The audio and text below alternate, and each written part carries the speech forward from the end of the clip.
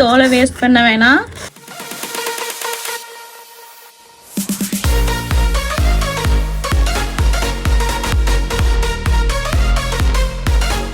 Hi friends, எல்லாம் நல்லா இருக்கீங்களா? இன்னைக்கு நம்ம என்ன பண்ண போறோம்னா இந்த பீக்கங்காய் வச்சு சூப்பரா ஒரு கிரேவி பண்ண போறோம். வாங்க எப்படி செய்யலாம் பார்க்கலாம். அதுக்கு முன்னாடி நம்ம சேனல்ல புதுசா பாக்குறீங்கன்னா சப்ஸ்கிரைப் பண்ணிடுங்க. வாங்க வீடியோக்குள்ள போலாம். பீக்கங்காய் தோல் சீவி எடுத்துக்கலாம்.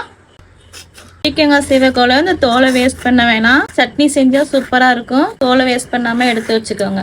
பீக்கங்காய் அந்த மாதிரி தோல் சீவி நல்லா அலசி எடுத்துக்கலாம். நல்லா ரவுண்ட் ரவுண்டா கட் பண்ணி எடுத்துக்கலாம். இந்த மாதிரி கட் பண்ணி எடுத்துக்கலாம். சின்ன வெங்காயம் சேர்த்துக்கலாம், பூண்டு சேர்த்துக்கலாம், இஞ்சி சேர்த்துக்கலாம், 2 பச்சை மிளகாய் சேர்த்துக்கலாம், நறுக்கி வச்ச தேங்காய் சேர்த்துக்கலாம், தக்காளி சேர்த்துக்கலாம், வேர்க்கடலை சேர்த்துக்கலாம், வரமல்லி சேர்த்துக்கலாம். இந்த மாதிரி நைஸ் பேஸா அரைச்சி எடுத்துக்கங்க. மண் சட்டி வச்சுக்கலாம். எண்ணெய் ஊத்திக்கலாம். சோம்பு, பிரியாணி இலை சேர்த்துக்கலாம். கருவேப்பிலை சேர்த்துக்கிறோம். பீக்கங்காய் சேர்த்துக்கலாம். மஞ்சத்தூள் சேர்த்துக்கலாம்.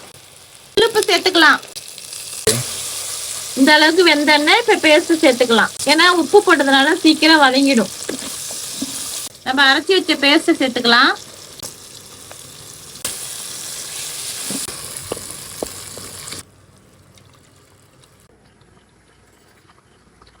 உப்பு காரெல்லாம் கரெக்டா இருக்கு.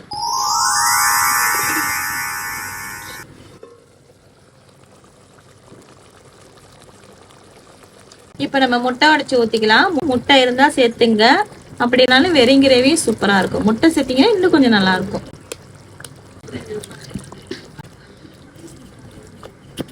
அவ்வளவுதாங்க, சூப்பரா பீக்கங்காய் கிரேவி ரெடி ஆயிடுச்சு. இப்ப வாங்க சாப்பிடலாம்.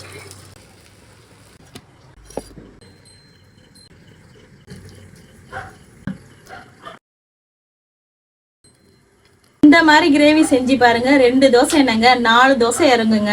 நீங்களும் செஞ்சு சாப்பிட்டு பார்த்துட்டு எப்படி இருக்குன்னு கமெண்ட்ல சொல்லுங்க. மீண்டும் அடுத்த வீடியோல பார்க்கலாம். டாடா பாய்.